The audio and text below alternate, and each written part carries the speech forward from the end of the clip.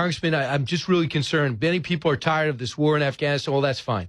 Does anybody want this outcome that we're seeing right now, a basic handover to Islamic fundamentalists, when an outpost that we spent $87 billion on, we handed over to the Afghan forces with hours' notice? It was looted last night. So here's John Kirby on the situation on the ground. Cut 24.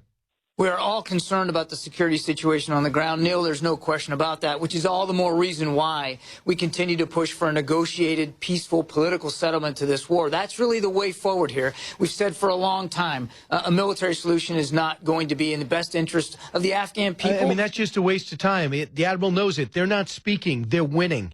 The Taliban is just taking up the real estate, and it's going to be within 6 months they take Kabul. Are we okay with that? I'm highly conflicted, I'm sure, as you are, as sure as most policy members are. We can't continue in endless wars, yet to think that we're going to negotiate with people who are going to outright lie to you is naive and destructive. If you look at the circumstances in Iraq, it might provide a better model, but I think we're past that. We basically withdrew but created a residual force strength there that's very quiet. Aggressively trained the Iraqi military. They took on ISIS. They defeated ISIS. We were in the background providing leadership and logistical and supply support, but it worked.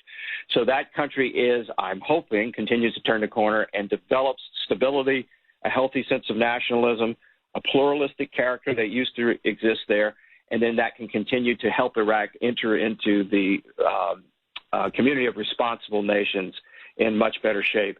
In Afghanistan, what a horrible conflict because of the reasons that you just said. We can't stay there forever, but to watch it crumble after all the lives that have been lost, plus the billions that have been spent, it's heart-wrenching.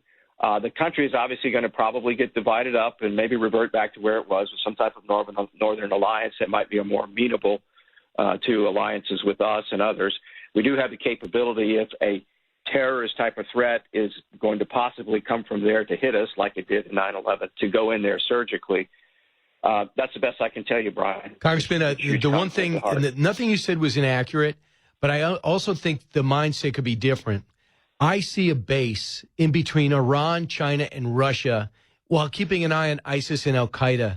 And the Afghanistan government gradually being defunded to a point where they can stand up on their own. We leave enough contractors in there to help use their Air Force and repair their Air Force that we built and gave to them.